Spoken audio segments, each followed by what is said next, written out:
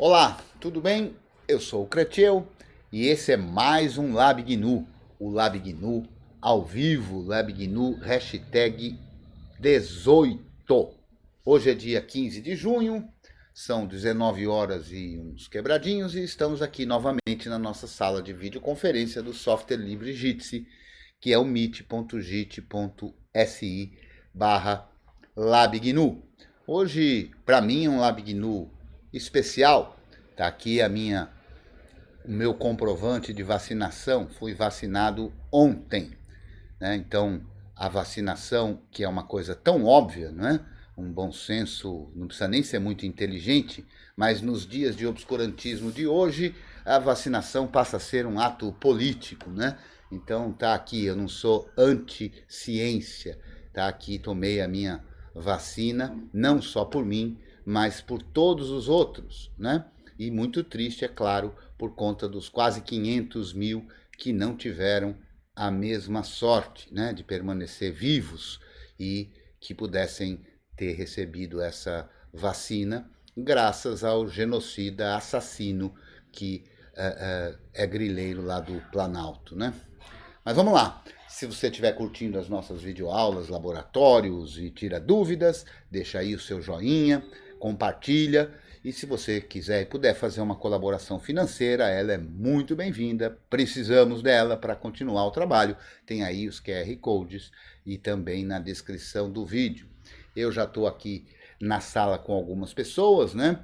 E vamos a fazer os agradecimentos. Então, obrigado a todos que puderam e quiseram vir. O Diego, o Tiago, o Dante, o Luiz Leal, o Arthur, o Lucas, o Djalma, o Ejon, o Robson, o Alberto Torres e o Lucatelli, que estão aqui nesse momento presentes. Muito obrigado pela audiência, muito obrigado pela sua participação. A gente tem aqui também que lembrar que se você tiver com dúvida, você já sabe, me procura nas mídias sociais, eu sou @Creteu, e a gente tem aquele grupo no Telegram, que é o t.me barra curso GNU. Então, sem mais conversas, vamos logo aqui para o terminal, né? Eu estou aqui no terminal para resolver um problema que na verdade não é um problema, né? Uma coisa bem satisfatória de fazer, né? Aqui na máquina do Lucas. O Lucas, a gente, num outro laboratório aí, fez uma gambiarra danada bem legal para enganar a BIOS, o FI dele, que infelizmente só procura por um arquivo cujo nome é o bootloader do Windows, né? A gente fez uma gambiarra aí, mas parece que o Lucas está aqui para me dizer se é verdade ou não. Parece que o Lucas gostou tanto que ele agora quer fazer a parte mais gostosa, né? Que é remover aquela janela, né? Eu espero que, inclusive, o Lucas consiga remover a janela não só do HD, mas da cabeça, né? Porque, e não é fácil isso, né? E o que, que eu falo de remover a janela da cabeça? Significa mudar a forma de pensar, né? Mudar a mentalidade, né? Uma mentalidade que, quando a gente usa os janelas, e eu posso falar isso porque eu usei, né? O último que eu usei foi o Windows 98, mas eu usei, e aquela mentalidade de tentar sem saber o que está fazendo, de reinstalar, de reformatar, de isso, aquilo, né? E ficar sempre na mão de tentativa e erro sem saber muito bem o que está fazendo. Aqui a mentalidade é completamente outra. Então aqui a gente, o GNU não reconhece, o GNU não tem esse negócio de não permitiu, o GNU não tem esse negócio de ele, o GNU não tem essas coisas todas, né? A gente consegue interferir em cada uma das partes e por isso conhecer o que é que compõe não só esse sistema operacional GNU, mas qualquer sistema operacional, porque as coisas são parecidas, inclusive lá no Windows, né? Embora lá não hajam as ferramentas e o controle disso por uma razão de design mesmo. É feito assim, é feito para as pessoas não terem acesso. Então, o Lucas fez aqui um ultimate, né? E a gente compartilha aqui na sala para que todo mundo possa ver esse terminal de forma bonitinha aí, renderizando no próprio navegador ou via SSH, né? E enquanto isso eu vou gravando aqui do meu terminal. Então a gente faz aí esse túnel a partir do Ultimate, é bem fácil de usar, a gente instala o Ultimate, roda o Ultimate e recebe do Ultimate 4 links, né?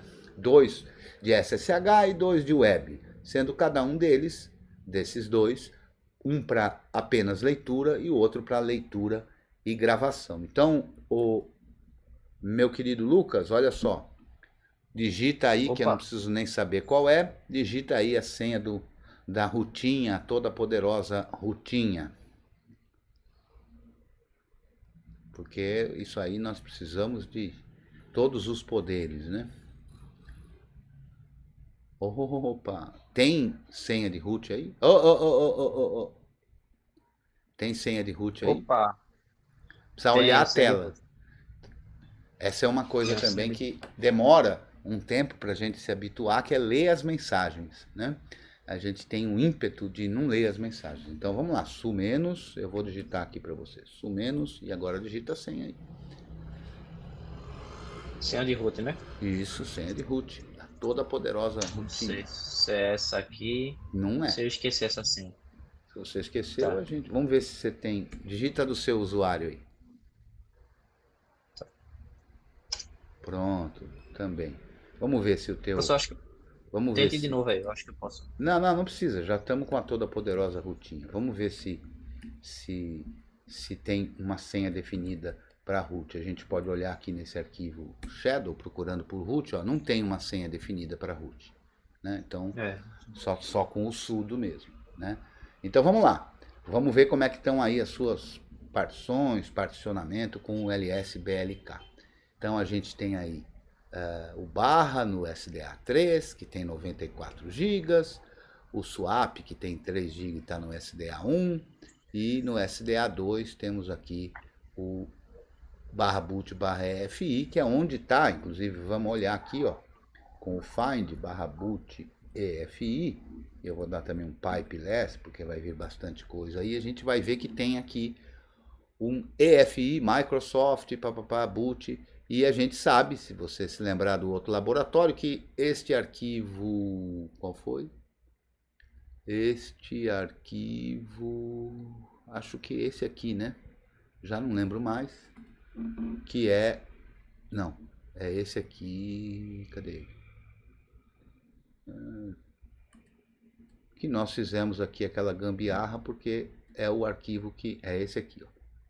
Esse arquivo aqui, que embora tenha esse nome, que é o bootloader do Windows, ele na verdade é uma cópia do Grub, de modo que a BIOS, embora a BIOS sempre boot esse cara vai ser o Grub, aí boot o Grub, tá tudo em ordem, foi uma gambiarra bem da hora, eu curti demais fazer essa gambiarra. Então vamos lá, a gente vê também aqui, Lucas, que já foi montado ó, no barra mídia, barra LSAR, B, papapá, essa partição que imagino eu seja a partição que você está desejando apagar, né? Que é aqui que estão os. isso mesmo, isso mesmo. Vamos ver, ó, pela última vez aqui, ó. É, olha, olha só. Oh, beleza, hein? Isso que a gente vai jogar fora, né? Show de bola. E você já fez os backups aí que você precisava fazer? Como é que é? Já, professor, tá tudo certinho já. Vamos Maravilha. embora remover esse cachorro aí. Maravilha. Bom, remover ele daí é muito simples. Eu vou começar desmontando, né? Então, barra mídia, LSAR e o nome do ponto de montagem que é automático. Então, se a gente olhar agora aqui no LSBLK, a gente vê que ele não está mais montado. A gente precisa criar um sistema de arquivos aí. Isso é muito tranquilo, né? É só um mkfs.ext4 e passar aqui o barra dev barra SDA 4 e vamos apagar tudo que tem lá. Quer dizer, na verdade não apaga, né? A gente só cria uma nova estrutura, os dados vão continuar lá. Se a gente tivesse aí dados importantes que precisassem ser apagados efetivamente, ou se na verdade não existe o apagar, só existe o sobrescrever, né? A gente poderia rodar um, que temos um delay aqui, um dd if igual, opa, e estamos com um delayzinho aqui, vamos lá, igual a barra dev barra 0 e, opa, 0 barra dev barra SDA 4, isso aqui, OF, aliás, né? Então, arquivo de entrada é igual, em file, né? Arquivo de entrada é o barra dev barra 0, que é um dispositivo que a única coisa que ele faz é fornecer zeros. E OF, que é output file, e a gente aponta para o dispositivo, que é a partição. Então, fazendo isso aqui, a gente não precisa fazer, até porque vai demorar um caminhão, né? Acho que nesse caso aí não precisa fazer, mas isso aqui, se a gente der um block size igual a 100 mega, a gente vai copiando aí um monte de zeros. Eu vou até fazer um pouco, mas eu vou cancelar depois, porque vai demorar um bocado, né? Então, o que esse comando aí faz? Esse comando, ele pega esse monte de zeros e vai jogando dentro do dispositivo, né? E com isso completando de zeros e apagando realmente, sobrescrevendo realmente todo e qualquer dado que tem ali. Como são 366,9 GB, isso demoraria demais. Eu não sei se você quer fazer isso ou não. Se você quiser, a gente pode até esperar, né? E continuar fazendo outra parte aqui do laboratório. Mas eu, sinceramente, não acho necessário, não. O que é que você acha, Lucas?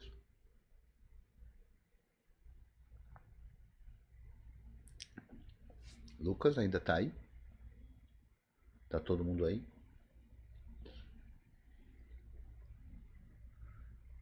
Lucas?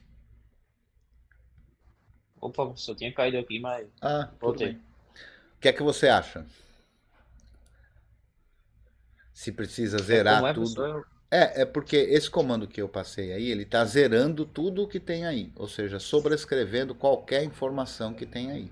Se você fosse passar esse HD para frente, para vender o equipamento, ou para vender o HD e tudo, essa era uma medida bastante interessante para não sobrar nenhum tipo de informação que você tem aí. Mas me parece que no seu caso isso não é necessário, né? Não, não, pode apagar, professor. O que eu tinha Então, de salvar, eu já salvei já. então tá bom. Não, a questão não é de você ter feito o backup, a questão é de ninguém ter acesso a isso nunca mais, entende? Você vê que nesse Como tempinho que a assim? gente. Porque quando a gente formata, ou seja, quando a gente cria um sistema de arquivos, a gente não apaga nada. Então, alguém que roubasse o seu computador, roubasse o seu HD ou tivesse acesso à sua máquina, poderia ler o que está lá mesmo, a gente tendo formatado, entendeu? Ou pelo menos É parte do que possível, está lá. professor. Claro. Se você Mas e a... assistir a aula de sistema de arquivos, vai ficar fácil de você entender. Diga, Lucas. Não, tipo, se formatar, não vai liberar o espaço todo que Sim, tinha vai ali de liberar o fato, não é isso? espaço, mas não vai sobrescrever os dados. Entendeu? Ok, como seria a forma de apagar mesmo? Ele Essa que eu elimina tudo. mostrei aí. Essa aí sobrescreve com zeros tudo que tem ali. Mas veja, só mesmo. O sentido de rodar esse comando e colocar um monte de zero é só no sentido da segurança, entende? Não do uso. Da segurança no sentido de se você fosse passar a sua máquina para frente, vender ou qualquer coisa. Né? Mas aí são os seus dados, não tem problema você eventualmente ter acesso a eles. Quando você for vender o computador, aí você faz isso. Sacou? Ok, ok, beleza. Então vamos criar o sistema de arquivos. Ó. mkfs ext4 barra dev barra sda 4. Inclusive, Lucas, cadê sda? Cadê o 4? 4. Um 4 só. Se você quiser ter o prazer de você mesmo dar o enter, é da hora, porque assim você sabe que foi você mesmo quem eliminou esse sujeito.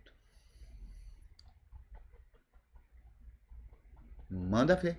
Pode dar enter aí. Tá com dúvida, Lucas? Ficou pro seu cair de novo aqui. A internet tá, Manda, tá manda uma um peça. enter aí. Manda um enter que assim é Deixa eu você dar que uma. formata aí, que assim dá esse prazer de ter formatado a partição. Aê. Eita, puxa, não tô conseguindo. Você tá me escutando, professor? Tô escutando perfeitamente. Travou tudo aqui, não tô conseguindo nem ver o mouse mais. Ele está trabalhando aí, vamos ver o que acontece. Ah, Ninguém precisa de mouse. Então aqui no terminal está tudo em ordem. Por enquanto está tudo em ordem. eu dei o enter aqui, não sei se foi, não sei Deu se enter, está aceitou. indo sim. Você não está vendo aí na tela? A tela tá travada aqui pra mim. O que é travada? Tá congelada aqui, deixa eu mostrar É, aqui. eu não entendo essas palavras, travado, congelado. Não sei o que significa isso, né? Porque, Aqui, de tá. novo, são umas palavras, né? Que podem significar tanta coisa e que não dão as informações que alguém que possa resolver o problema precisa, né? Muito bem, acabou aqui o processo, Ah, já tá pronto. bonitinho. Voltou. Agora, olha só o que a gente precisa pensar e estudar o que fazer, né? Eu estou vendo aqui que no barra tem 94 GB, né? Vamos ver quanto que tem de espaço livre, né? Olha lá, você tem, onde está? Aqui, 19 GB ocupado. Normalmente, numa instalação desse tipo, o que a gente faz é colocar nessa outra partição o barra home, afinal de contas ele é bem grandão, né? E para a gente fazer isso, a gente precisa desmontar o barra home. A gente precisa copiar todo o conteúdo que está no barra home para essa nova partição, depois desmontar o barra home e mudar isso para sempre ele ser o barra home, entendeu? Eu acho que essa é a forma mais adequada.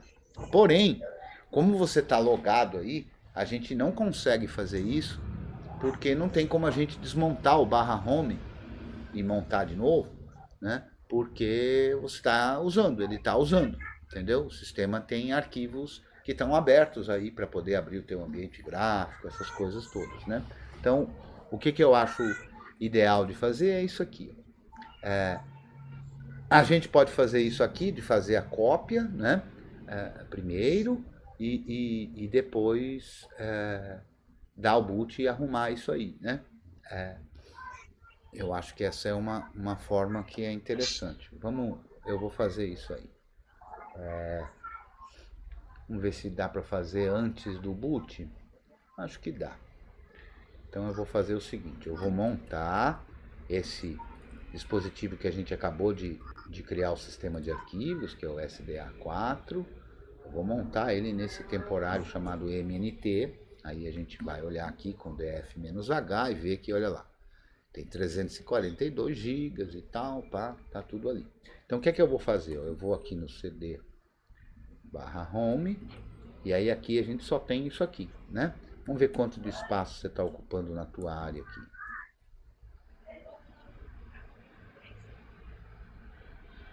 Esse DU-SHC faz esse papel, né? Calcula quanto de espaço está sendo ocupado aí. Se você tem 70 GB, Professor? não, 19 GB disponível, deve ter uns 4 GB só. Pois não, Lucas. Esse espaço de 342 GB foi o espaço que foi liberado do Windows, tá, do Não foi partição do liberado Windows? do Windows. O Windows é o sistema operacional. Ele só existe quando ele está rodando. Esse foi o espaço que foi usado na partição onde estavam os arquivos do Windows. Entendeu? Ok, ok. Eu gosto sempre de fazer essa distinção. Se um sistema não está rodando, não existe essa história partição do Windows, né? Porque fica aparecendo e muitas vezes a gente vê gente fazendo confusão, achando que, por exemplo, o Windows não deixou eu formatar. Não existe o Windows não deixou eu formatar, uma vez que ele não está rodando, entendeu? Por isso que eu insisto, não é a partição do Windows. É uma partição que que tem um sistema de arquivos e que por acaso tem os arquivos que o Windows usa quando ele está em funcionamento, certo? Mas não é a partição do Windows. Beleza? Ficou claro isso? Beleza, professor, ficou sim. Então, beleza. Então eu vou fazer aqui um tar para criar um arquivo para abrir lá no. Pode ser com rsync também? Deixa eu ver o que vai ser melhor. Eu vou fazer com rsync.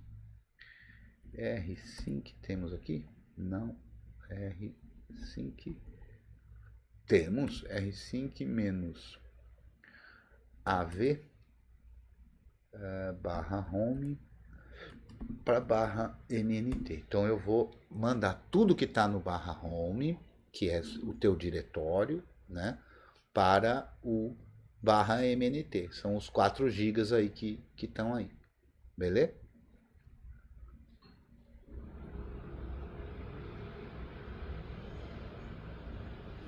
Estou copiando, fazendo a Esses sincronia. 4, esses 4 gigas são de que mesmo, professor? Que estava lá? São, por exemplo, eu estou vendo aí que você tem Google Chrome, né? São cache, arquivo seu. Eu vi que tem um filme ali, um arquivo MKV. São os seus arquivos da tua área do teu usuário, entendeu? Ok. São todos os No arquivos do caso, teu usuário. os meus arquivos pessoais, né, que eu estava Sim, utilizando, né? Os exatamente. programas. Arquivos, configurações, cache, como está mostrando aí, ó. E por que tem esse Google Chrome aí, hein? É o navegador que eu uso aqui para trabalhar. Mas por quê? Eu uso o Chromium. Esse daí não é livre, cara. Isso aí não é livre, isso aí Ah, não está no Debian. qual que você recomenda O de Chromium, utilizar? Chromium 1? Chromium, Firefox também é bom. Firefox também, mas se você gosta do Chrome, o Chromium é tal e qual o Chrome, só que livre. Inclusive, extremamente rápido. Pois é. Mas isso a gente deixa Ele para tem, depois. ele tem disponível lá na gerenciador de aplicativos do Linux. Então, ele é um pacote que está disponível no Debian. Entendeu? Ok. Aí você deve ter colocado, inclusive, não sei como é que você instalou o Chrome, se você colocou um repositório de fora do Debian. Então, um dos paradigmas que tem que mudar é esse. O Windows não tem nada. No Windows não tem um programa. O Windows é só aquela porcaria lá que não é capaz de abrir uma planilha, que não é capaz de fazer nada. Aí, o que o usuário de Windows se habitua a fazer? Toda vez que ele quer um programa, ele precisa ir em um outro lugar, que não tem nada a ver com a Microsoft, que não tem nada a ver com o sistema operacional, e baixa um programa para instalar um outro programa. Numa distribuição GNU Linux, o procedimento não é esse. A distribuição GNU Linux tem nos seus repositórios um monte de programas, não só o sistema operacional, mas um monte de programas. E todos eles integrados, todos eles azeitados um com o outro, arrumadinho um com o outro, né? De modo que usar os programas que estão em pacotes da sua distribuição é a forma mais adequada. É assim que a gente costuma trabalhar. Em alguns casos muito especiais, pode ser que seja necessário instalar um programa que não faça parte dos repositórios do Debian. Algumas circunstâncias que a gente não tem escolha, coisas de trabalho, coisas desse tipo, né? Mas o caminho natural é instalar o que está na distribuição. Pois não? Todos esses cachês aqui que tá mostrando aqui do Chrome. Uhum. Do meu Chrome aqui do Linux que eu tava usando. Sim, Tá, eu tô com ele aberto aqui não tem no problema. WhatsApp. Não tem alguma bronca não. Não tem problema. Não tem problema não. Tá. Não. Quer dizer, problema tem. O WhatsApp é um problema. Um problema sério. Um problema bem sério. Muito O sério. seu não usa o WhatsApp não, professor? Claro que não. Nunca usei. Ih, professor. O WhatsApp é um problema muito sério, cara. Eu posso entender que alguém Como, seja obrigado a usar isso, mas co- contra a vontade eu posso entender, mas do contrário é então, apenas não entendendo o que está acontecendo. você usa o Telegram? Uso o Telegram, não é o meu preferido também, eu prefiro o Element, que me conecta à rede Matrix, que é uma rede federada, que é uma rede que usa software livre tanto no cliente quanto no servidor, né? Eu acho mais adequado. Mas ainda tem o Telegram também, mas o WhatsApp sem chance. O WhatsApp pertence a uma das empresas mais nefastas do planeta Terra. O WhatsApp é uma ferramenta utilizada para matar pessoas. Aqui mesmo no Brasil, por conta do WhatsApp, já morreram 500 mil.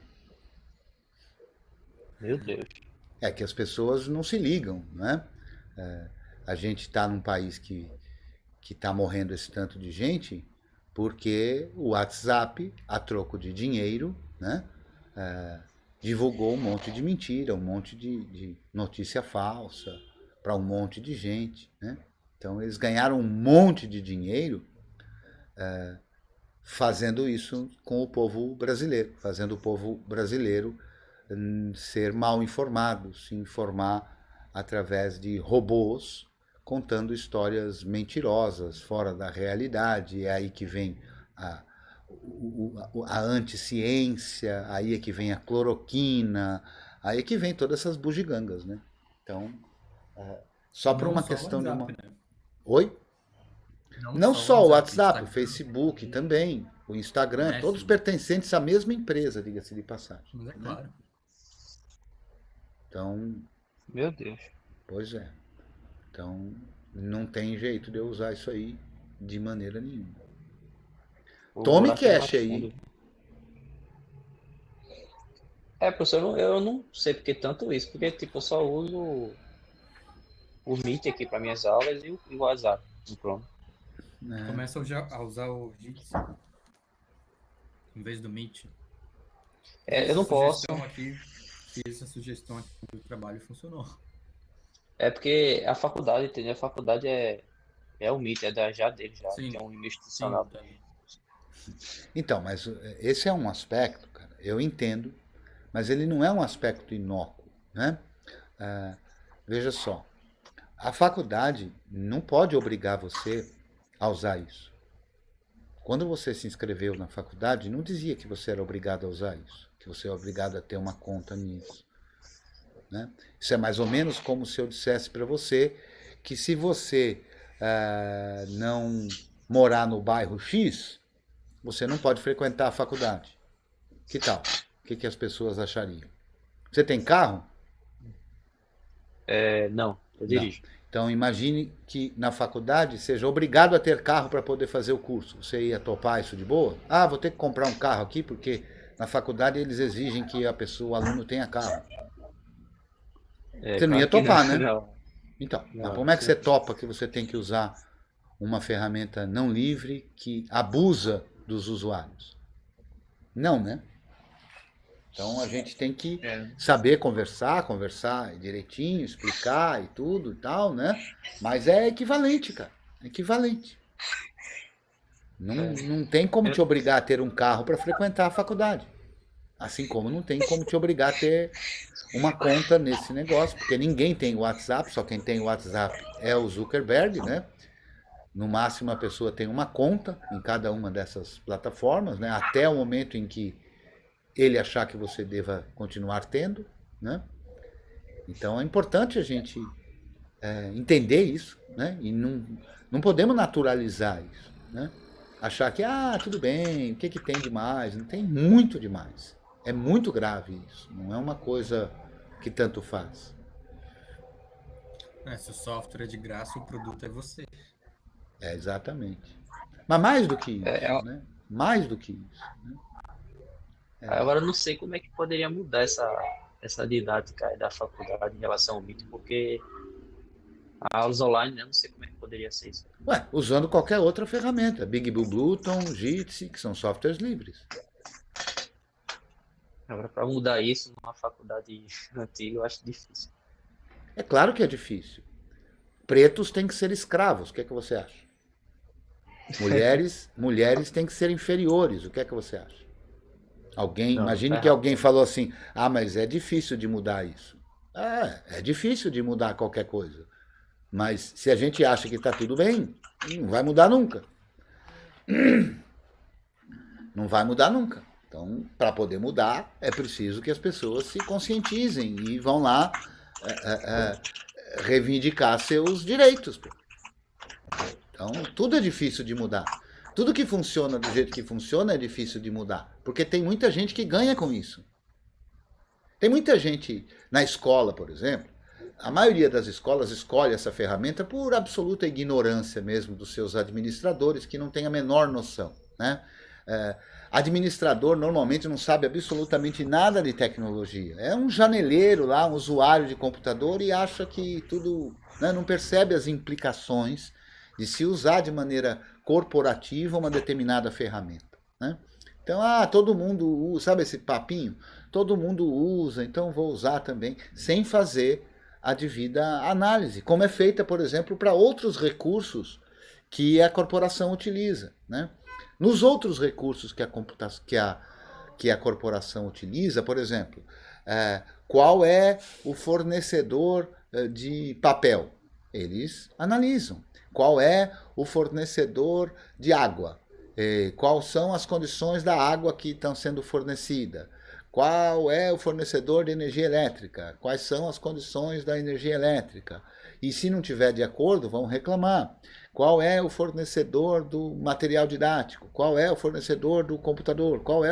Todos os outros recursos corporativos são analisados, mas os tecnológicos são decididos por usuários de desktop comuns, que eu costumo chamar de janeleiros, e não por alguém técnico que entende os impactos de cada uma dessas coisas, né?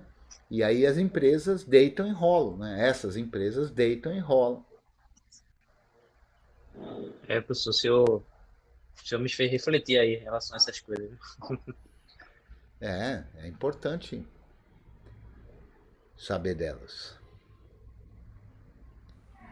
Voltei. Voltou e ainda estamos aqui. Eu vou fazer o seguinte, para não ficar esse troço todo aí, vou dar aquela pausa, né? Vou continuar aqui, mas vou dar aquela pausa e já já a gente volta quando tiver terminado aí os 4 gigas do R5.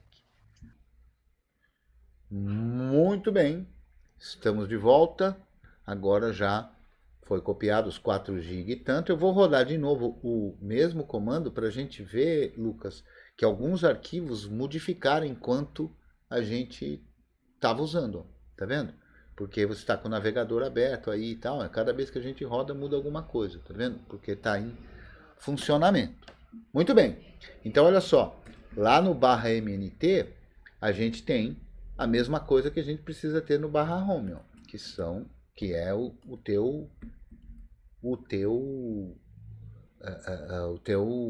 a tua home, né, onde grava os seus arquivos, né?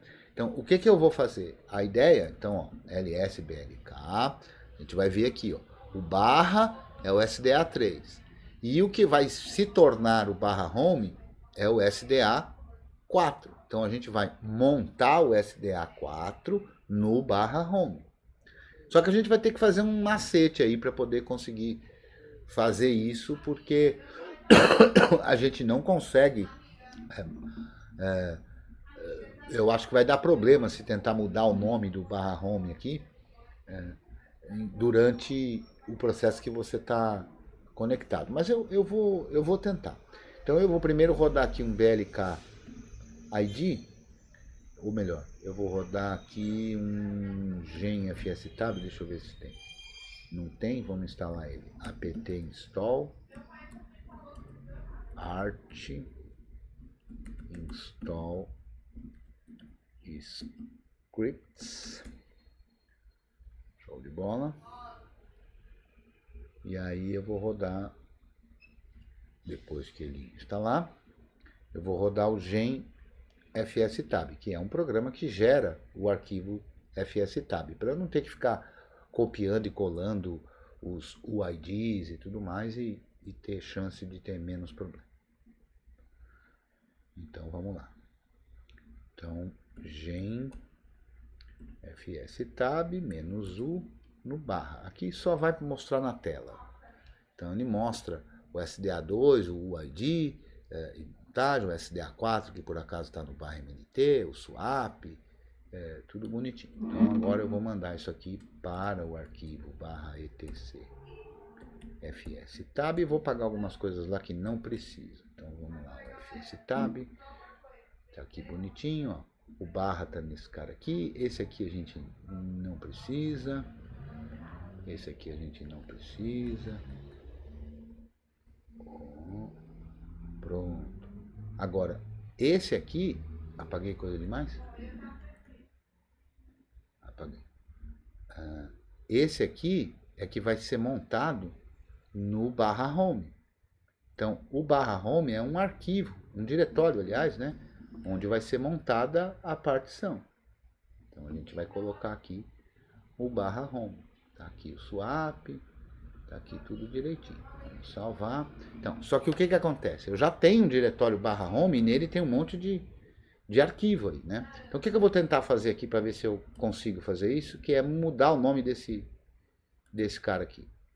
Vai ser aqui home.old. É capaz de chiar, ó, e não rola, tá vendo? Por quê? Porque tem arquivos abertos aí, né? Ah, mas também eu fiz no lugar errado. cd barra aqui. Ah, consegui, ó. Então eu vou fazer aqui mkdir home. Então pronto, agora no barra eu tenho um diretório ls barra, eu tenho um diretório chamado home.old e um diretório chamado home. E é nesse home que vai ser montado a partição que a gente formatou. Beleza? Então acho que a gente já pode testar se está tudo ok. Depois a gente apaga o home old aqui que não vai precisar dele. Oi? Uma dúvida. Se quisesse deixar o barra home no MNT, por exemplo, ou um outro diretório qualquer, eu poderia fazer um link simbólico do home Pode. apontando para qualquer outro lugar? Pode. Mas não acho que é legal não, mas pode. Entendi. Porque aí fica mais difícil de você acompanhar aqui e tal, né? Eu não acho legal não. Então eu vou desmontar aqui o barra MNT. Professor? Pois não. Ah, ok. Eu tava falando aqui na internet. Então vamos lá? Vamos dar um Vai desligar o shutdown computador? aqui. Oi? Vai desligar? Eu vou dar um shutdown para dar um reboot e ver se ficou tudo certo. Aí você volta outra vez e conta para nós. Tá, deixa eu compartilhar aqui. Não sei se está.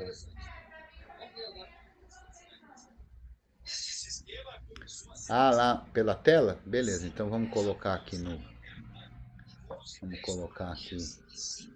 a tua tela. Não precisa ver os detalhes, não. É só é suficiente a gente ter uma aqui para o full screen, né? Então eu vou rodar como eu sempre costumo rodar, ó. Sleep 5 ponto e vírgula shutdown. Aí eu vou lá para a tela e a gente vê o que acontece.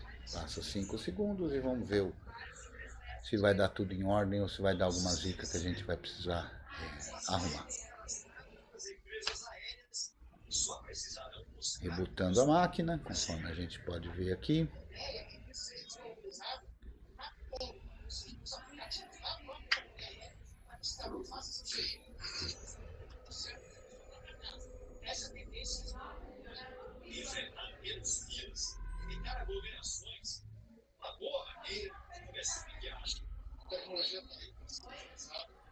Show.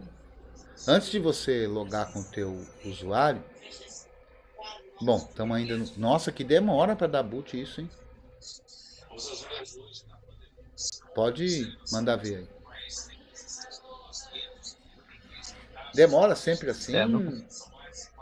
Demora, professor. Meu computador já falei quase 5 Não, anos mas que eu tenho ele. só para aparecer o Groove, não era para demorar isso tudo, não.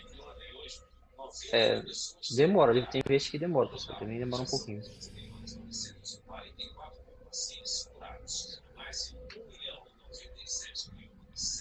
Vamos lá.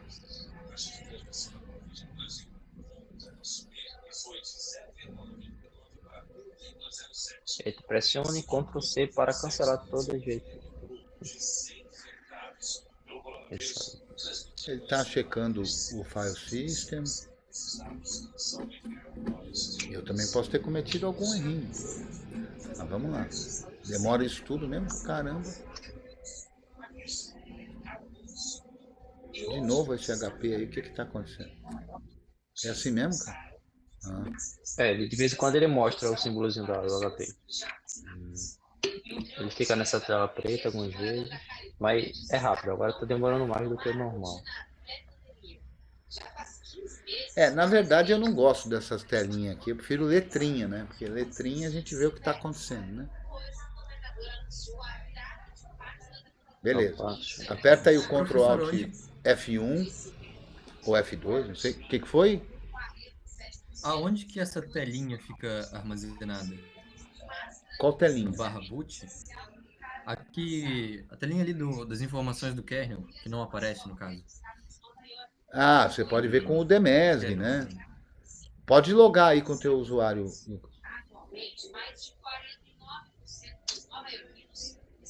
Eita, passou. Ele tá pedindo minha senha de novo, 2 vezes. De novo não, é que você tem que botar primeiro Não, o usuário, né? o primeiro usuário, Tem que depois a ler o que está senha. na tela, Lucas. Eu sei que é É difícil. login.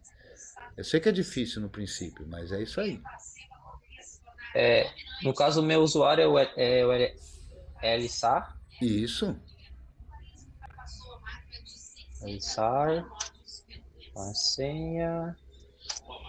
Ok, eu acho que foi. Não, Lost, foi, eu login. sei que foi. Foi. Mas agora digita aí DF espaço menos H. DF Na verdade, espaço você pode menos. digitar até. É que eu acho que não precisa, mas DF menos H, para a gente ver o DF espaço menos H. Isso. Aí você vai ver aí que o barra home tem aqueles 300 e tantos lá e tem 30 ocupado, não é? Barra home, tô vendo aqui, barra home. Tem 361 GB, né? Isso. E Então, porque usados 4,3. virou o barra home. Então, se você quiser, pode logar lá no gráfico ou daí mesmo. Pode ser daí. Roda Teammate aí. Ah, é que vai ser difícil você copiar e colar o link, né? Então, Ctrl Alt aí, não sei se é F5 ou F7, para você voltar para o ambiente gráfico. F7. Ctrl Alt F7. Pronto, pode logar aí com o teu usuário. Aí entra aqui na sala e vamos abrir de novo. Eu vou fazer de novo uma pausa. Quando você voltar com o Ultimate, eu volto da pausa. Muito bem, já estamos de volta aqui. Já foi aberto o túnel de novo com o Ultimate, né? Então vamos ver como é que ficaram as coisas. Ó. DF-H, a gente vê agora que aquele dispositivo, que era aquela partição SDA4 de 361 GB, que no passado teve os arquivos que o Windows precisa para funcionar, está montada no barra home. Então a gente pode ver que os arquivos que a gente copiou estão todos aqui. Ó. Se a gente fizer um find aqui, ó, vai ver que está tudo aí, né? Todos os arquivos que a gente copiou. De modo que aquele diretório que eu tinha feito só de reserva, digamos assim, né? Que é o home old, a gente pode simplesmente home.old e remover. Não vamos precisar mais dele. Como tem muita coisa, demora um pouquinho aqui, mas vai. Tem um bocado de arquivo aí, né? Como a gente viu lá durante a cópia, né? Então a gente não precisa mais desse diretório. Então df-h, a gente vai ver aqui agora que você está usando 15 GB, lembra que era outro valor? Porque o teu home estava ocupando 4, você estava usando 19 e sobrou, só está usando 15 agora. Então tem 74 no barra para o teu sistema e no home tem 338 GB disponível. Então agora a gente está com tudo aí no GNU. Vamos ver alguns outros detalhes aqui, como por exemplo esse, você tem 4 GB de RAM, a gente vê que o swap também está ok e não está sendo usado inclusive, né? Vamos ver qual é a CPU aí, LS CPU, para a gente ver qual é a CPU que você tem aí. Aqui eu não consigo, deixa eu dar um pipe less aqui, porque senão eu não consigo subir aqui. É um Intel Core i3 de segunda geração aí e tal, quer dizer, não é um avião mesmo, né? Mas vai de boa, né? Qual é o ambiente que você está usando mesmo? Vamos olhar aqui com o PS3. Que ambiente, professor? Deixa eu ver aqui. Pipe, né? O ambiente de desktop que você está usando. Provavelmente é o Cinnamon. É o Mint, não? É o Cinnamon, né? É o Cinnamon, ó. Show de bola. Então tá tudo em ordem aí, Lucas. No more Windows. tudo redondinho, tudo bonitinho. Se a gente, vamos arrumar aquele negócio do Groove que a gente tinha feito da gambiarra, né? A gente tinha feito aqui o 40 ou 41, eu não sei, não me lembro mais. O 40, ó, que tinha para poder dar o boot no Windows, né? Então esse aqui a gente não precisa mais, vamos deixar ele nas condições padrão, né? Que é apagando tudo isso aqui. Pronto. E vamos rodar um update Groove para refazer o arquivo de configuração do Groove. E aí a gente vai ver o que vai acontecer aí, ó.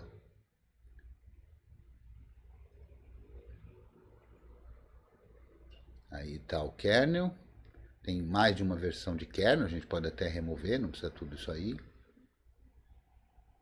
Essa 73 pode jogar fora.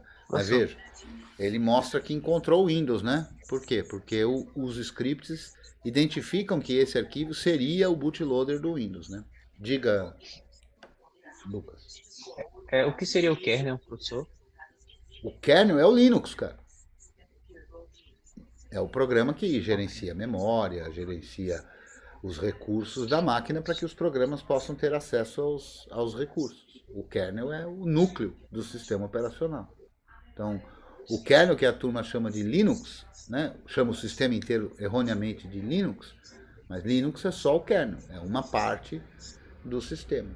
Vamos dar uma limpada aqui, ó, removendo... deixa eu rodar um negócio aqui que não está rodando aqui. etc bash completion apt purge. Vamos remover esses caras aqui, ó. Linux, que são... Você tem mais de uma versão de kernel, de pacote de kernel instalado aí, ó. Linux image. Temos aí o 54058. Linux image 50473. Só precisamos de um, que é o 74. E também os readers aí, ó, Linux readers 50458. Linux readers 50458. O que seria tudo isso, professor? Pacotes de outras versões de kernel. Tem mais de uma. Toda vez que atualiza, a versão anterior permanece, entendeu? Só que você não precisa delas. Então a gente pode remover. Só está ocupando espaço. Inclusive, você pode usar outro kernel que não seja o Linux, né? Tem kernel lá do BSD, tem o Linux Libre, tem não dá, de kernel aí que você não pode dá usar. para simplesmente trocar assim, né? A distribuição Sim, para esses claro que outros não. kernels é uma outra distribuição, né? Uma outra versão da distribuição. Mas tem outros. Oficialmente, o Debian não está fornecendo uma versão com os outros kernels, né? Tem lá o port que se chama, né? Vamos lá, papapá, manda ver. E vamos remover que isso aqui não está sendo usado para nada. É que quando você vai atualizando, atualiza o kernel, é uma versão mais nova. E por conta de, eventualmente, né, vamos supor que vem uma versão mais nova e tem algum problema com a sua máquina e não funcione essa versão mais nova. Como é que você vai dar manutenção do sistema se você não tem nenhuma outra? Então, quando se instala uma nova versão de kernel, não se apaga, não se remove a versão anterior. Só depois a gente saber que está tudo funcionando direitinho, aí a gente pode remover as versões anteriores. Entendeu? Ok, professor. Essa que é a parada. É um universo de coisas, né? Mas tem lá 35 aulas para você acompanhar. E você que nos assiste aqui também, para entender isso com mais segurança, né? Na aula número 0 eu falo sempre de usar o sistema com confiança, com segurança, né? Sabendo o que está fazendo, entendendo o que está fazendo. Nada disso aqui é complicado, mas é óbvio, para quem está começando, é um bocado de informação informação que quem é usuário de Windows não tem, né? Porque o Windows também tem kernel. E numa atualização ele também troca o kernel. Só que você não sabe que versão de kernel que é, como é o nome do kernel, qual que trocou, qual que não trocou, por que trocou, por que não trocou, não sabe.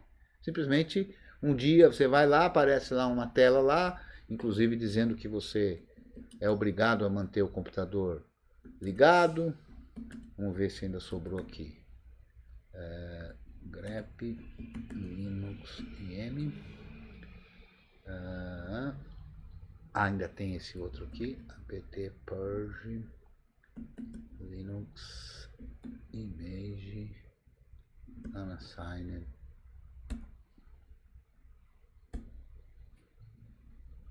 A gente vai deixar um kernel só, que é só o que a gente precisa. Professor, lá nas aulas do senhor no YouTube, é destinado a ser iniciante, né? A primeira aula é o começo de Sim, tudo, eu para quem está começo iniciando aí no explicando Linux. os propósitos do curso, depois eu explico o que é software livre, depois eu explico o que é o sistema operacional GNU, e assim a gente vai indo desde o começo. Tem aqui também ainda um Linux Readers. Ah não, esse aqui só tá o que precisa mesmo. Já não tem mais nenhum. Então a gente economizou aí não sei quantos, mas economizamos aí tinha 1 GB quase, estava usando 15, não era? Agora está 14. Então eliminamos isso. Eu acho que está tudo em ordem aí. Tem alguma ideia, Luiz, Diego, Paulo? Somente a questão da otimização agora, o senhor poderia verificar o que poderia ser otimizado na hora do boot, memória. Então, vamos entender um pouco essa história, né? Já que a gente está num terminal aqui, tem um arquivo aqui, que era disso que você tinha me perguntado, né? Que Isso. é o etc sysctl.conf. Então, o que pode ser colocado nesse arquivo? Esse arquivo tem um conjunto de variáveis, né, que interfere no funcionamento do kernel. Mas o importante é o seguinte, ó, eu vou fazer uma analogia aqui, eu sou engenheiro mecânico.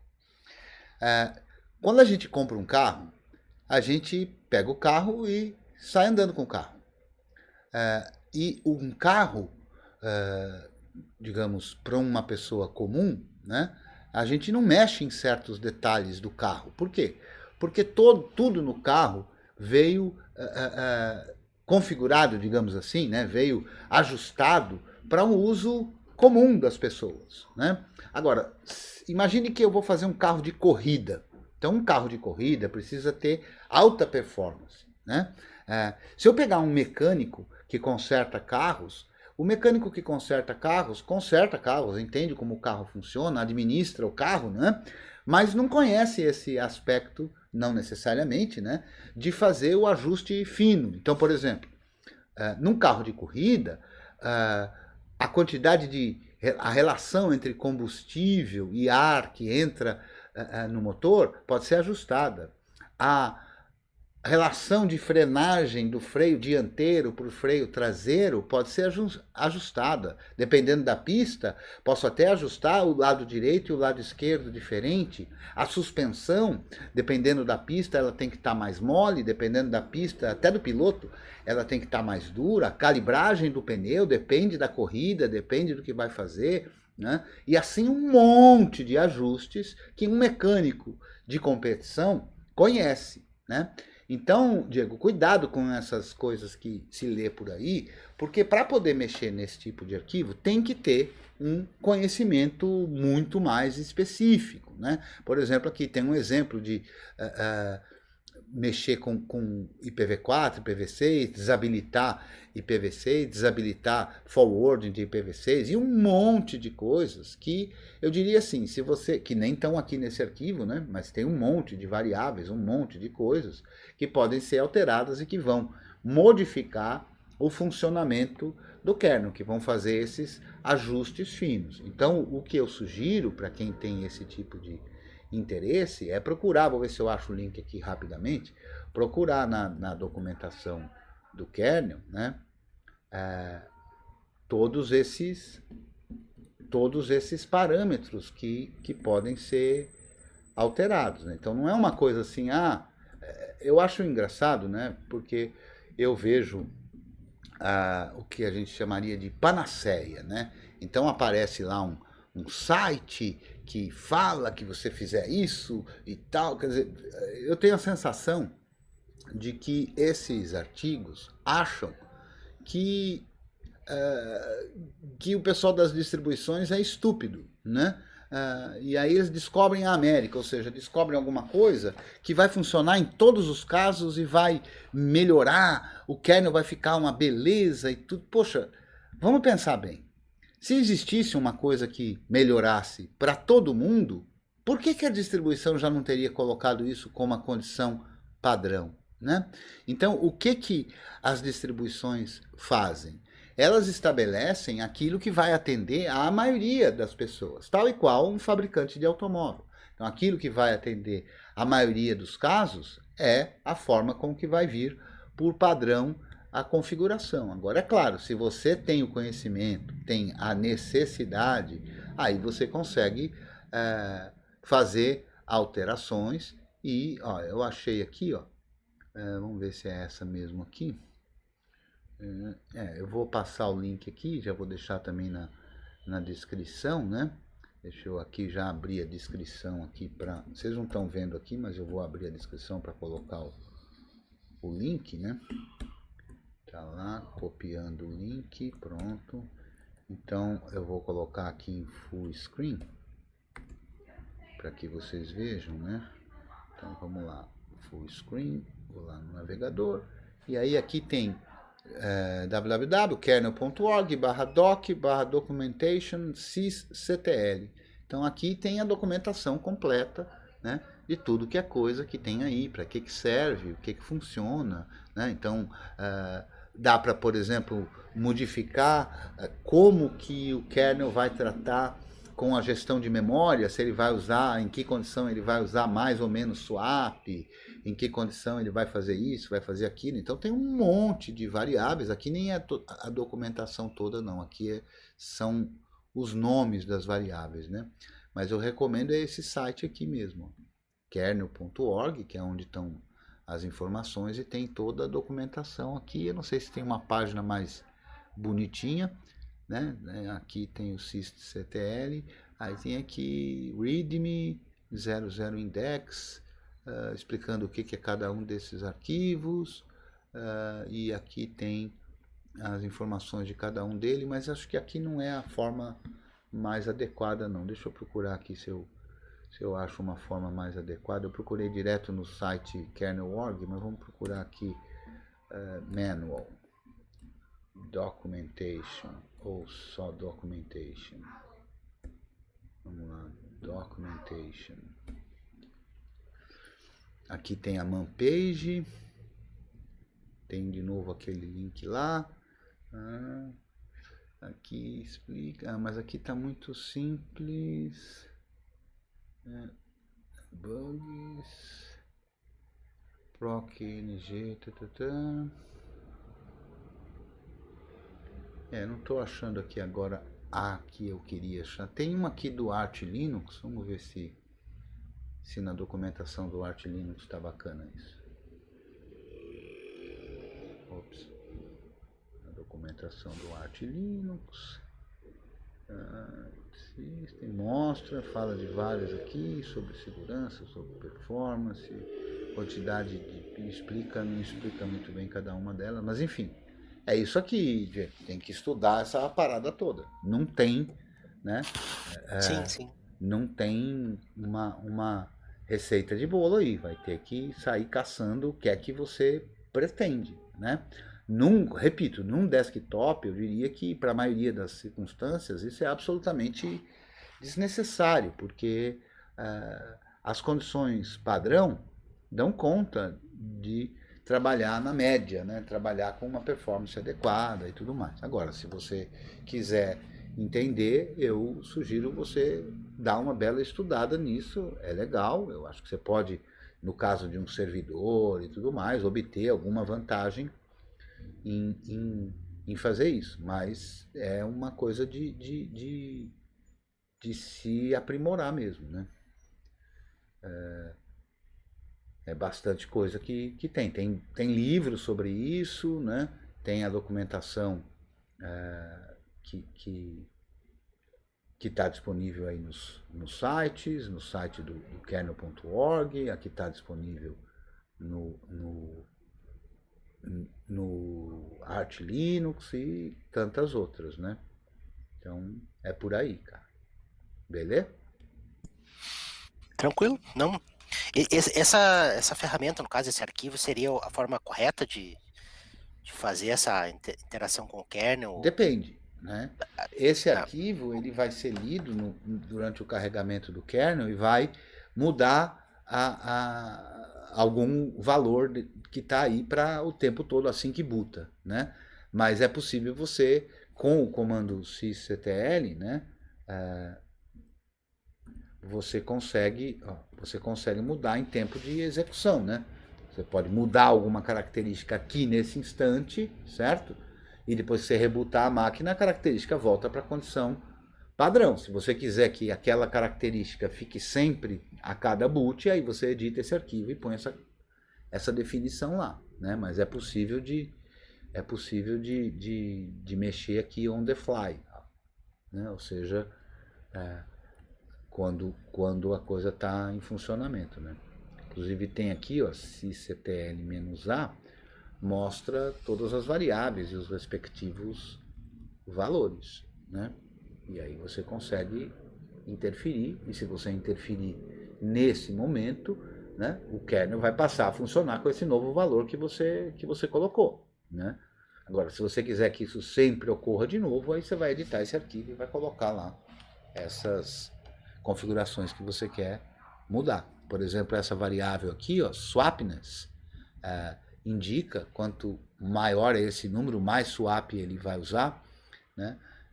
Define quanto de swap, quanto de percentual de memória que tem que estar ocupada para poder começar a usar swap. Essa é uma coisa que pode ser alterada, e pode ser alterada ao vivo e a cores, e pode ser alterada para cada boot. Perfeito? não, perfeito, tranquilamente vou dar uma Maravilha. estudada nisso aí, ver o que pode ser útil no caso, né? Então tá bom. Ô Lucas, aqui encerramos, né? Tudo em ordem? Professor. Tudo certinho, professor. Obrigado aí pela força. Então eu vou sair aqui da tua máquina, do teu terminal, e tá resolvido aí essa parte, né? Então a gente tem mais um que é com o Arthur. Eu não sei se o Arthur ainda está aqui. Deixa eu ver o Arthur. O Arthur acho que saiu. O Arthur está fazendo lá o tutorial de criar um pendrive, tutorial que eu escrevi de criar um pendrive para servir como ferramenta, né, e dar boot tanto EFI quanto BIOS, né, e ele teve lá um probleminha que a gente ia ajustar, mas ele não está aqui. Luiz, você que é o craque de fazer as propostas e tudo mais, tem alguma aí, ou mais alguém, tem alguma proposta de laboratório, de alguma coisa para a gente resolver? John, Dante, Lucatelli, Diego, Djalma, Thiago, Robson.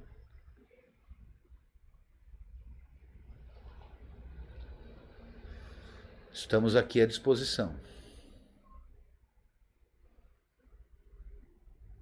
Eu tô... Só? Pois não. Então acho que tudo certinho aqui, eu vou saindo aqui da sala. Beleza. Na próximo laboratório aí eu vou ver se eu consigo acompanhar isso. Tá joia, maravilha. Então, bons estudos, né? Pega lá, que estão todos os vídeos lá, seja no YouTube, seja no Odyssey, estão todos os vídeos lá do curso. O pessoal tem a playlist, tem lá 35 aulas, 30 laboratórios, não, 18 laboratórios. tutorials, 30 aulas de tira dúvidas, um tanto de tutorial, um tanto de solucionando problema. Tem vídeo que não acaba mais lá. Tá certo, professor. Obrigado Tá aí. Eu bom? vou compartilhar também esse canal do senhor aí para o pessoal ver. Professor, Beleza. eu Pois tenho não. de repente uma proposta. Até ontem eu estava vendo vídeos aleatórios e acabei vendo um vídeo no YouTube, né, que mexe com tecnologia e tal, referente à parte de hardening. Uhum. Né? O senhor recomenda alguma, no caso, propostas assim de fazer, se vale a pena, se é confiável? Cara, é de novo mais ajuste fino ainda, né? Sim, Se existe a demanda, vale a pena,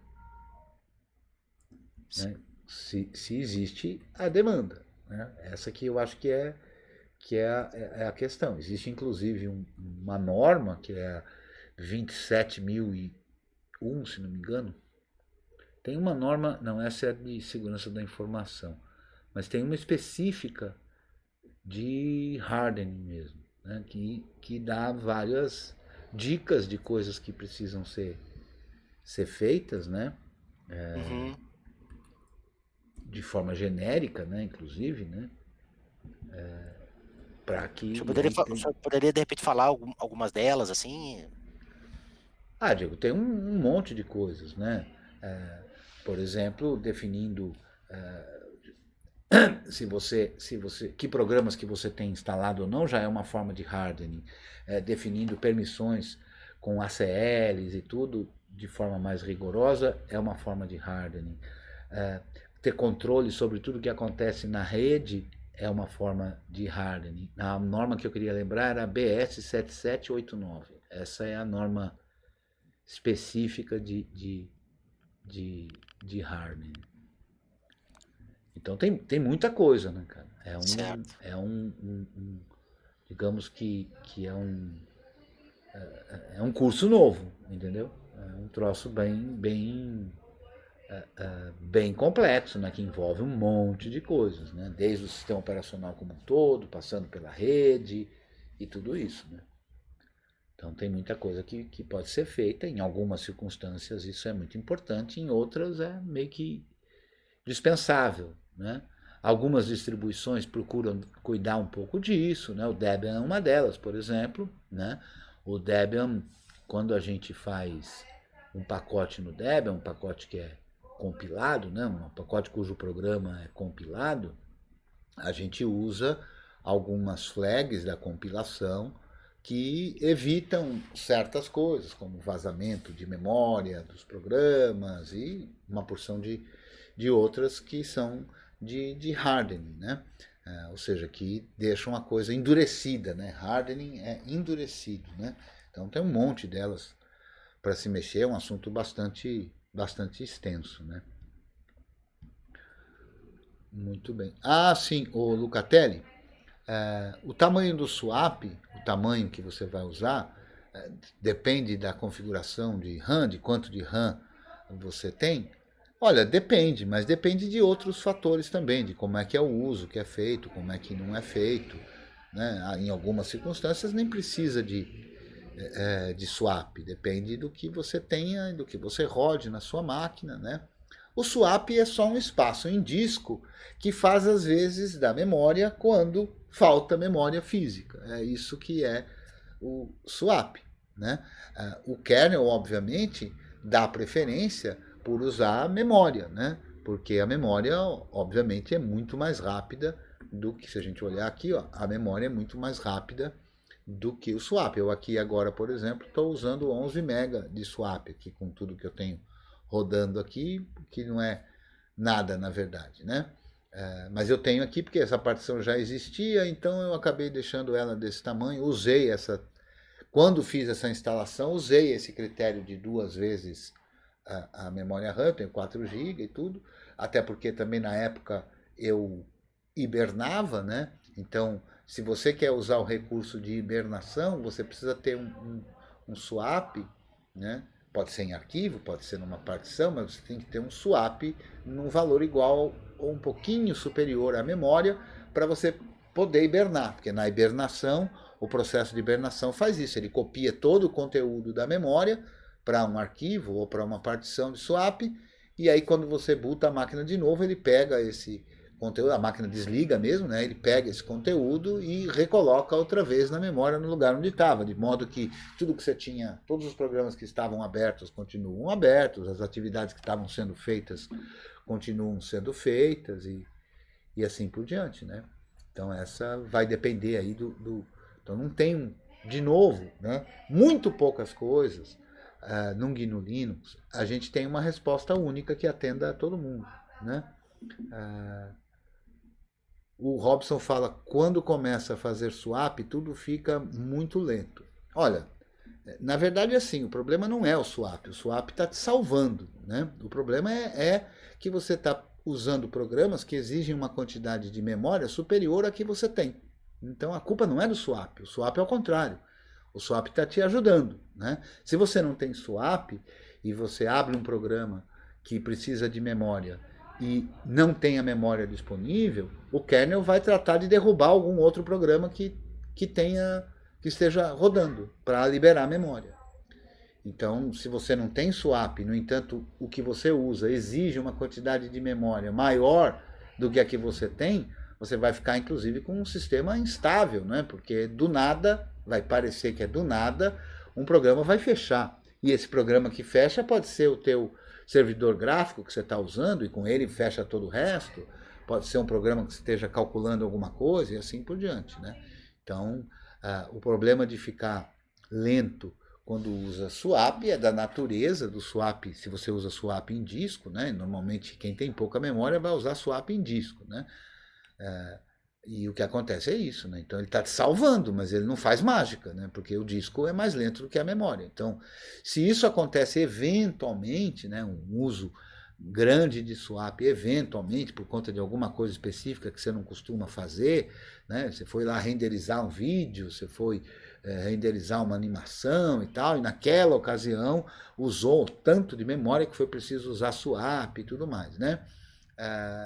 Agora, se isso começa a acontecer muito, isso é um indicativo óbvio de que a atividade que você está fazendo no teu computador precisa de mais memória. Então, trata de comprar memória. Ou trocar de computador, se for o caso de não dar para botar mais memória. É simples assim, não tem mágica, né? Não tem mágica. A galera reclama do swap, mas o swap é salvador da pátria, só que ele não faz mágica. Essa que é a coisa, né? Muito bem. O que nós temos mais para ver? Vamos fazer aquela pausa para o pessoal pensar. Então, estamos lá. Eu vou responder aqui a pergunta do Dante. E a pergunta foi a seguinte. Professor, é possível usar o LibreVirt para fazer a emulação de uma máquina de outra arquitetura? Olha só, se eu fizer aqui um dpkg-l pipegrep QEMU, a gente vai ver que tem vários pacotes aqui, por exemplo, ó, QEMU, EFI, AA, AART64, ARM, onde está o MIPS, x86, que é o x86 pode ser tanto 64 quanto 32 bits, né? E se a gente olhar, é capaz até de ter mais, que eu não tenha instalado aqui, mas é sim possível criar máquinas com arquiteturas diferentes, né? Não todas as possíveis e imagináveis arquiteturas, mas essas aqui que a gente viu aqui, né? São possíveis. Quando a gente... Deixa eu abrir aqui o full screen para mostrar lá a tela do Virt Manager. Vamos lá para a tela do Virt Manager. E vamos logar lá no nosso servidor. Obrigado, Virginia. Se a gente criar aqui, ó, por exemplo, essa máquina aqui é i386. Se a gente for criar uma máquina aqui, a gente vai ser perguntado em algum momento. Aqui, vamos lá. Vamos supor que eu fosse fazer uma instalação manual. E aí aqui eu vou botar aqui um Debian, obviamente, né? E avançar. E a quantidade de CPUs e processamentos. E eu não vou nem colocar disco, só para a gente ver um teste. Personalizar. Vamos ver se aqui já está direto aqui. Aqui. Chipset. Não é aqui. CPU. Topologia. Copiar a configuração do host. Modelo. E tem aqui modelos diferentes de arquiteturas, mas aqui é só modelo do processador. Não estou lembrado aqui onde é que a gente mexe nisso aqui. Sistema operacional, visão geral. E aqui já está como x8664 direto. Eu acho que tem que criar a máquina. Acho que na interface aqui não rola, estou achando. Não estou lembrado. Eu já fiz, mas eu confesso que eu não estou lembrado. E a cabeça não está muito boa hoje, não.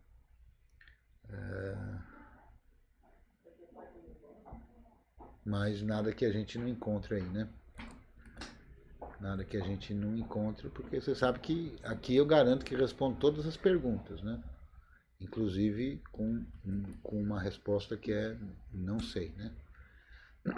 Então vamos pesquisar aqui. Create VM QEMU ARM, vai. ARM.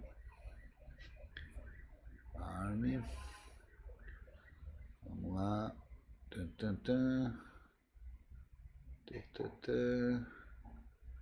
QEMU ARM Static. E tem aqui algumas linhazinhas e aqui algumas orientações de como fazer isso, mas eu acho que não tem na interface mesmo, não. Instalando os pacotes, deixa eu ver aqui, ARM, aqui para compilar qualquer coisa, install QEMU, aqui. Usando, aqui é uma forma de startar uma máquina, né? Num dado momento, passando para ela um disco, passando para ela o que vai ser emulado, né? Porque aqui o QEMU System ARM faz isso. Eu não sei se tem na interface, viu? Eu vou ficar devendo essa, eu vou pesquisar, mas é possível sim. Só que tem uma característica, né? Quando a gente roda uma máquina virtual da mesma arquitetura que o hospedeiro, a performance é muito melhor, né, do que quando a gente roda uma máquina de uma arquitetura diferente, porque tudo vai ter que ser traduzido para essa nova arquitetura, né? Então, mas é possível de usar e vai depender aí da capacidade de processamento da sua máquina para você conseguir usar ou não. Aqui na minha máquina eu uma vez fiz uma instalação do Debian para arquitetura ARM, deu para usar para uma outra coisa, mas assim, a performance é significativamente menor, né? Mas é possível de se usar sim. Dá para usar sim, dá para instalar um sistema do Rasper. Não sei se o sistema do Rasper especificamente, porque tem algumas peculiaridades, né? Mas é capaz de dar mesmo o sistema do Rasper. O Debian tem versão para ARM, né? E tem uma versão derivada do Debian, que é o Raspbian, né? Que é uma versão de Debian portada para funcionar no Raspberry. Não é do Debian, não é um projeto do Debian, mas é possível sim, dá para fazer isso sim. Agora a performance vai depender muito aí da tua máquina. Beleza? Então, nós já estamos aqui com 1h e 19 minutos. Eu hoje estou mortão em virtude das reações esperadas da vacina que eu tomei ontem. mas eu fiz questão de estar aqui com vocês todos para cumprir os nossos laboratórios de terça-feira aí, né? Então, sempre lembrando que se você tiver com dúvida, me procure, eu sou @Creteu nas mídias sociais. A gente tem o nosso grupo no Telegram, que é o t.me/curso GNU. Se você estiver curtindo, deixa aí o seu joinha, compartilha, e se você quiser e puder fazer uma colaboração financeira, ela é muito bem-vinda, vai ajudar bastante. Tem aí os QR Codes para serem lidos ou na descrição desse vídeo. Eu espero que você tenha curtido, que isso tenha, de novo, como eu sempre falo, para você se tornar uma pessoa que usa o GNU Linux com firmeza, com segurança, com confiança, é preciso que não basta vir aqui nos assistir, embora eu considere que seja importante, né? Mas você precisa fazer os seus experimentos aí, tentar fazer laboratórios por sua conta, tentar fazer coisas para que você encontre as dificuldades e a partir disso vá solucionando os problemas e vai aumentando a sua confiança e o seu conhecimento no sistema GNU Linux. E se você tiver dúvida, nos procura que a gente tem aí o grupo e as aulas e os laboratórios para ajudar e todo mundo crescer junto. É isso aí, um abraço e até a nossa próxima. Até lá!